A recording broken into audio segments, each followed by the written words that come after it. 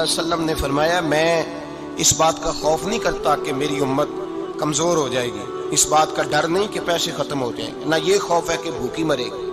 हुजूर किस बात का खौफ है? तो नबी पाक ने फरमाया, खौफ ये है कि इनका यकीन कमज़ोर हो जाएगा। याद रखें, अगर एतबार ना हो तो घर नहीं चलता, तो अगर अल्लाह रसूल पर यकीन कामिल ना हो तो फिर बंदा मस्जिद नहीं आ सकता, फिर उसका दीन नहीं चलता, फिर उसके लिए मुश्किल है नमाज, फिर उसके लिए मुश्किल है राह